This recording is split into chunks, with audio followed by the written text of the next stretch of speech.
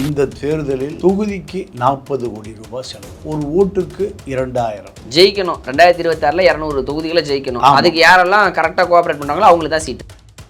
திமுக கூட்டணி சேர்ந்ததும் சரி, வேட்பாளர்கள் பட்டியல் அறிவித்ததும் சரி, திமுகவுக்குள்ளே இளைஞர் அணி, அப்பா கோட்டா, மகன் கோட்டா, மருமகன் கோட்டா. யாரு கோட்டா அதிகமா இருக்கு? இதுல மகன் கோட்டா தான் அதிகமா. எடப்பாடியும் திமுக 40 கோடி ரூபாய் வச்சிருக்கு. நீங்க மந்திரிகள் பூராம 5 தொகுதியை பார்த்துக்கணும். அப்ப 200 கோடி ரூபாய் செலவு பண்ணணும். பணம் செலவு பண்றவங்களா சீட் அந்த முறை? ஆம்ஸ்ட்ராங் பொருட்கடி உள்ள விழுந்தார். புரசே ரங்கநாதன் பல கோடி ஏமாத்திட்டு போயிட்டான். கௌரி சங்கர் ஏமாத்திட்டு போயிட்டான். அப்ப அதெல்லாம் மீட்டு எடுக்கணும். அப்ப அந்த அம்மாக்கு அதிகாரம் வேணும். போகுது 100 கோடி தர்றேன். அறிமுகப்படுத்தின ஜெயக்குமாருக்கு 50 கோடி. கோடிகளை வசூல் பண்ணக்கூடிய வேலைகளை எடப்பாடி தரப்பு செஞ்சது. இப்போ ஆல்மோஸ்ட் கேண்டிடேட்லாம் வந்துருச்சு. இந்த கூட்டணிகளுக்குள்ள நடந்த குளறுபடிகள் என்ன ஏதும் அதிருப்தி இருக்கிறதா? காங்கிரஸை பொறுத்த வரைக்கும் காங்கிரஸ் அதிருப்தி ராகுல் பிரசாத்துக்கு வரலைன்ட்டாங்க. இப்படி ஒரு செய்தி இருக்கு. திமுக பொறுத்தவரை கம்யூனிஸ்டுகளை அதிருப்தி தான் இருக்காங்க. தேமுதிகவுக்கு 10 சீட்டு கொடுத்தது. விசிகாவும் அதிருப்தி தான் இருக்காங்க. திமுக தலைமை என்ன நினைக்குதுன்னா தேர்தலில் பணம் கொடுத்து ஜெயிச்சிடலாம். திமுகவினுடைய ஓட்டை தலித் ஓட்டை விஜய் வாங்கிடுவார். உங்க toilet cleaner bison toilet cleaner குவாலிட்டியை விட பெட்டர்னு நிரூபிச்சா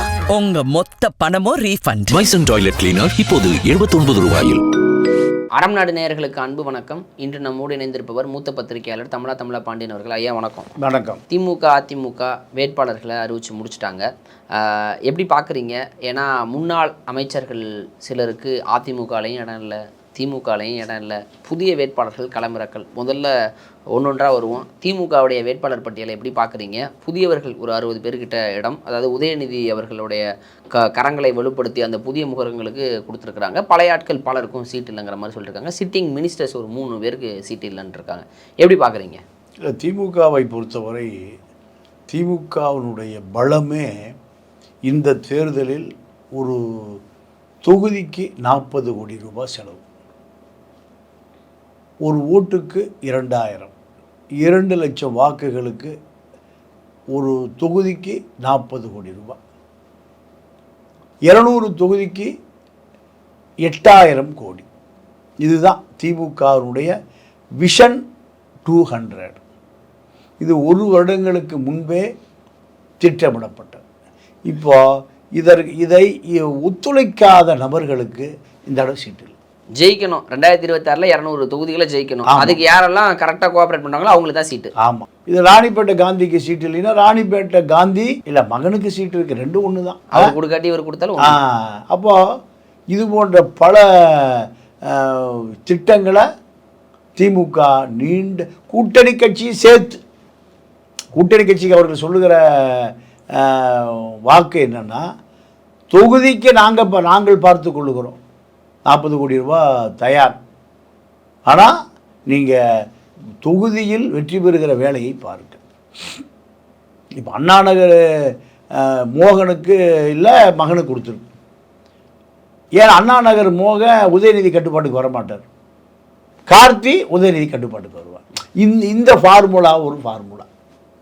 ஏன்னா இப்போது முதலமைச்சர் ஓய்வு பெறுகிற மனநிலையில் இருக்கார். மகனுக்கு கட்டுப்படுகிறவர்களை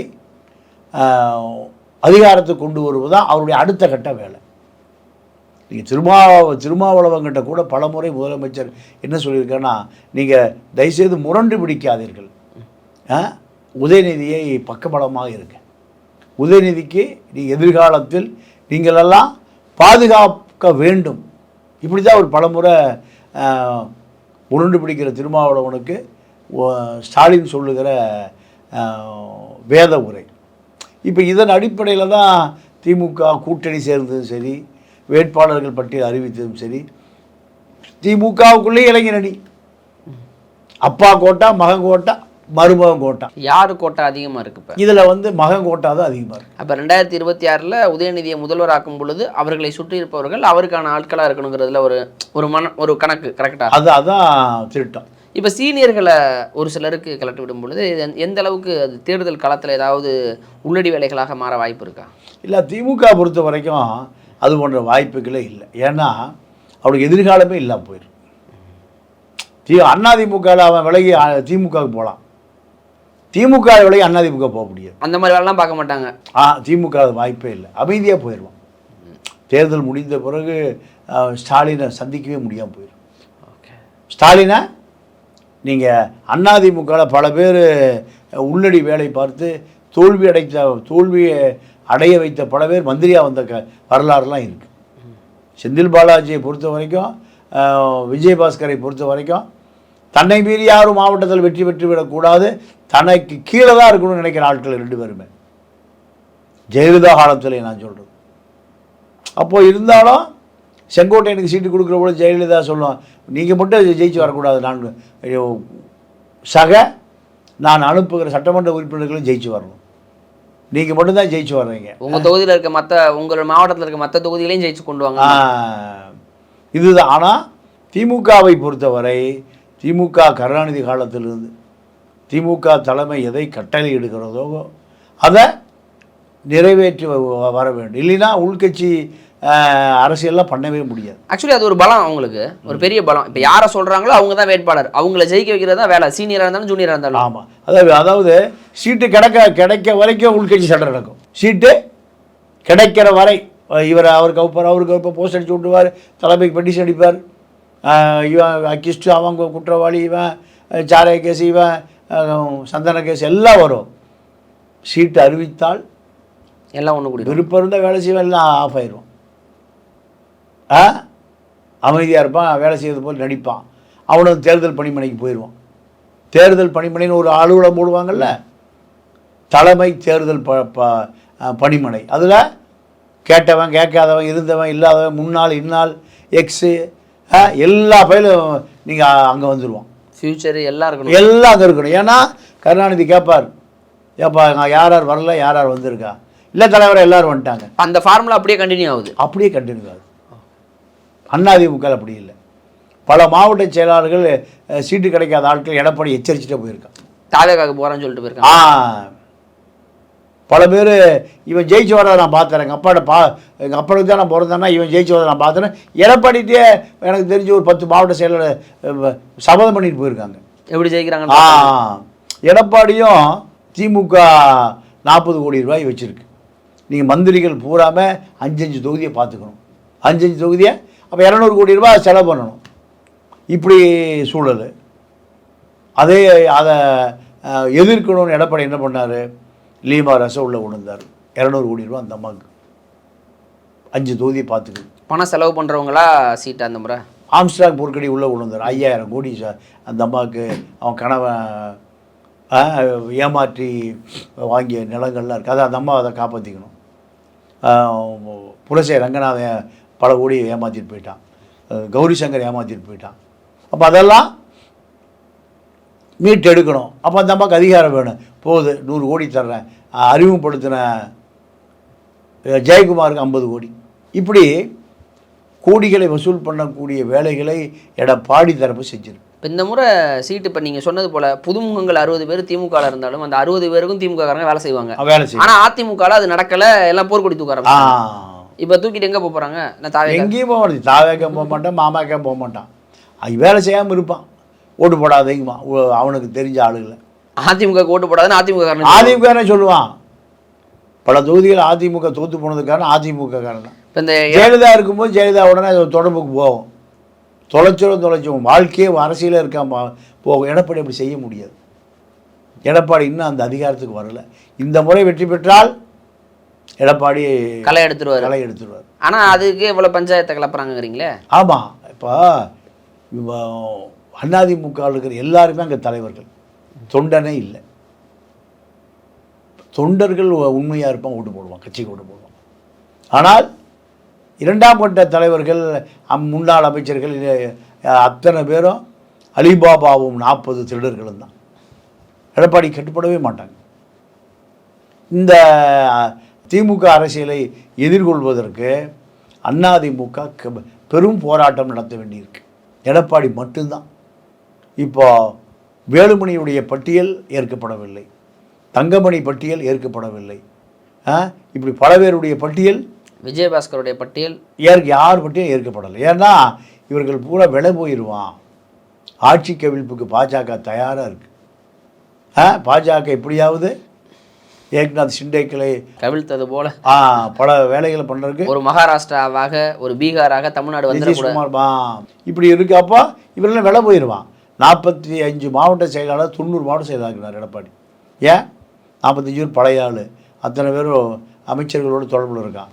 நாம் இவர்களை தாண்டி நம் விசுவாசிகளை உருவாக்கணும்னு பல மாவட்ட செயலாளர்களை உருவாக்குறேன். சரிங்க, இப்போ இந்த விஷயத்தில் இந்த தேர்தலை பொறுத்தவரை கடந்த நாடாளுமன்ற தேர்தலிலுமே அதிமுக தரப்புலேருந்து பல புதிய முகங்கள் தான் களமிறக்கப்பட்டாங்க, பதில் தோல்வியாக இருந்தது. சரி, அது வந்து கூட்டணி நம்ம இந்த கணக்கெல்லாம் வச்சுக்கிட்டா கூட தற்பொழுது திமுகவும் புதிய வேட்பாளர்கள் ஒரு 60 பேரை நிப்பாட்டுறாங்க. அவங்க வந்து அந்த ஸ்ட்ரக்சரைஸ்டாக ஒர்க் பண்ணுறாங்க, தலைமை என்ன சொல்கிறத கேட்பாங்கிறீங்க. எடப்பாடி தரப்பில் வந்து தலைமை சொல்கிறத கேட்க மாட்டாங்க. ஆனால் புது வேட்பாளர்கள், இந்த புது வேட்பாளர்கள் எந்த அளவுக்கு கிரவுண்டில் போய் சேர முடியும்? ஆல்ரெடி அங்கே கூடிய அதிமுக தலைமையெல்லாம் எதிர்க்கிறாங்க. இப்போ இந்த எதிர்ப்பை மீறி மக்களிடம் சென்றடைந்து வெற்றியை பெறுவது ஈஸியாக இருக்குமா? திமுக தொண்டர்கள் பூராமே அந்த கட்சி தலைவர்கள் கட்டுப்பாட்டில் இருப்பான், 2ஆம் கட்ட தலைவர்களுடைய தொடர்பில் இருப்பான். அவன் வந்து ஏறக்குறை 2 தலைமுறை 3 தலைமுறை இருப்பான், 3 தலைமுறை இருப்பான். அந்த செட்டப் அப்படி தான் இருக்கும். புதுசாக போய் ஒரு புது வேட்பாளர் அங்கே அறிமுகப்படுத்தவே முடியாது. அவன் இவர்களை ஏற்றுக்கொள்ள வேண்டாம் அப்படின்னு நினச்சானா ஓட்டு போட மாட்டான், வேலை செய்ய மாட்டான். அப்படி பல திமுக தோற்கடிக்கப்பட்டிருக்கு. அதிமுக அப்படி இல்லை. 2ஆம் கட்ட தலைவர்கள் மாறிட்டே இருப்பான், எம்எல்ஏ மாறிட்டே இருப்பான், எம்பி மாறிட்டே இருப்பான். காங்கிரஸ் எனக்கு தெரிந்து திருவாடனை தொகுதியில் நான் சின்ன பையனாக இருக்கும்போது தாத்தா எம்எல்ஏ கரியமாணிக்கம்னு ஒருத்தர் எம்எல்ஏ, அதற்கு பிறகு அவர் பையன் ராமசாமி எம்எல்ஏ, காங்கிரஸ் எதிர்கட்சி தலைவராக இருந்தார். அதற்கு பிறகு அவர் பையன் இப்போ கரண்ட் எம்எல்ஏ, இப்போ மீண்டும் அவருக்கு தான் சீட் கொடுத்துருக்காங்க. கருமாணிக்கம்னு அவர் பேர். ஒரு பையன் ஓட்டு போட மாட்டான், காங்கிரஸே தோற்று போகணும் காங்கிரஸ்காரனே சொல்கிறான். அவர் வீட்டுக்கு போனால் சிசிடிவி கேமரா பார்த்து இல்லைன்னு சொல்லி அப்போயா யாரை ஓட்டு போட்டவனை. அந்த ஜாதி திமிரு ஒரு 50 குடும்பம் தான் இருக்குது, அந்த 50 குடும்பமே வைத்தது தான் சட்டம். இப்படி தான் இன்னும் அந்த திருவாடனை தொகுதி திருவாடனை என்ன யூனியன் கண்ணம்பாடி யூனியன் அப்படி அது அவங்க குடியிருக்கிற ஏரியா பூரா. சரிங்க, தேவக்கோட்டை ஒட்டி இப்போ ஆல்மோஸ்ட் கேண்டிடேட்லாம் வந்துருச்சு. இந்த கூட்டணிகளுக்குள்ளே நடந்த குளறுபடிகள் என்ன ஏதும் அதிருப்தி இருக்கிறதா? எப்படி கரெக்டாக ஸ்டிக்கில் முடிச்சாங்க? ஏன்னா பாஜக கேட்குற தொகுதி நம்பிக்கை இவங்க கொடுக்கல. அதே போல் இங்கு கடைசி வரையும் தேமுதிக விசிக சீட் நம்பர்ஸ்லாம் இழுபறியாக இருந்தது, எல்லாம் சுமூகமாக முடிஞ்சிருக்கிறதா? இல்லை எது முரண்பாடோட களத்தில்? ஏன்னா காங்கிரஸ் எல்லாம் அவ்வளோ பெரிய ஃபைட் போயிட்டு இருந்தது, கடைசியில் 28 நம்பருக்கு ஒத்துக்கிட்டாங்க. எல்லாமே சுமூகமாக தான் இருமுனை போட்டியாக தான் தேர்தலை பார்க்க முடியும். அப்படியா? இல்லை அப்படி தான். ஏன்னா இப்போ காங்கிரஸை பொறுத்த வரைக்கும் காங்கிரஸ் அதிருப்தி ராகுல் பிரச்சாரத்துக்கு வரலைன்ட்டாரான், இப்படி ஒரு செய்தி இருக்குது. திமுக பொறுத்தவரை கம்யூனிஸ்டுகளை அதிருப்தியாக தான் இருக்காங்க. தேமுதிகவுக்கு 10 சீட்டு கொடுத்தது, விசிகாவும் அதிருப்தியில் தான் இருக்காங்க. இந்த அதிருப்தியோடு இந்த தேர்தலை சந்திப்பதற்கு தயாராக இருக்கிறாங்க. திமுக தலைமை என்ன நினைக்குதுன்னா, தேர்தலில் பணம் கொடுத்து ஜெயிச்சிடலாம், பணத்தை மட்டுமே நம்பியிருக்காங்க. திமுகவினுடைய ஓட்டை தலித் ஓட்டை விஜய் வாங்கிடுவார். நீங்கள் அதான் ஒரு நண்பர் சொன்னார், எப்படிங்க அதை இவர்களை கண்டுபிடிப்பது? தலையை சுற்றி மயிர் இருக்காது, உச்சந்தலையில் மட்டும் தலை இருக்கும், அவன் போகிற விஜய் ஆள் நல்லா வலிச்சு சீவி இருப்பான், என்ன தேய்ச்சி, அவன் பூரா திமுக அதிமுகக்காரன். இப்படி ஒவ்வொருத்தருக்கும் தலையிலே ஒரு அடையாளம் தமிழ்நாட்டுக்கு வந்துருச்சு. இந்த அரசியல் தான் இப்போ புதிதாக விஜய் அரசியல் தமிழ்நாட்டுக்குள்ளே புதுசாக களம் இறக்கப்பட்டிருக்கு. இந்த விஜய் அரசியல் வாக்கு வங்கியை யார் திருடுகிறார்களோ அவர்கள் முதல் கட்ட வெற்றி. இப்போ விஜயை பொறுத்த வரைக்கும் விஜய்க்கு ஆதவர்ஜுனா தான் இப்போ டேட்டா பேஸு வியூகம். இப்போ அவரை விஜயை கொண்டு போய் பெரம்பூரில் நிற்க சொன்னது அவர் தான். நிறையா கிறித்துவ சபைகள் இருக்குது, தலித் மக்கள் இருக்காங்க, முஸ்லீம் ஓட்டுகள், டிசிஎம் தலித் கிறிஸ்டின் முஸ்லீம்ஸ் ஓட்டங்க நிறைய இருக்கு. இந்த வாக்கு விஜயை கரையேற்றிருன்னு சொன்னதே ஆதவர்ஜுனா. அதெல்லாம் இருக்கு, இவருக்கு விழுமா? இப்போ இப்படி தான். அப்போ இந்த வாக்கு இன்றைக்கி திமுக பொறுத்த வரைக்கும் வன்னியர் வாக்கு முழுசாக துடைத்து எடுக்கப்பட்டது. ஒரு ஓட்டு கூட ஒழுகாது திமுகவுக்கு. ராமதாஸ், அன்புமணி, மிஞ்சி இருந்தது வேல்முருகன். இப்போ திமுக வன்னியர்களுக்கு 10.5 இடஒதுக்கீட்டை கூட ஒரு தீர்மானம் போடாமல் விட்டுட்டாங்க. எடப்பாடி தான் கடைசி அந்த தீர்மானம் போட்டார். இதை வன்னிய மக்கள் பூரா பார்க்குறான். இப்போ இந்த பயம் வந்த பிறகு ஏவா வேலு குருவுடைய குடும்பத்தை இறக்கி கிராமம் பூரா பிரச்சாரம் பண்ண, வண்டி வாகனம் பணம் கிணம் பெட்டி பொருள்லாம் தர்றேன்னு.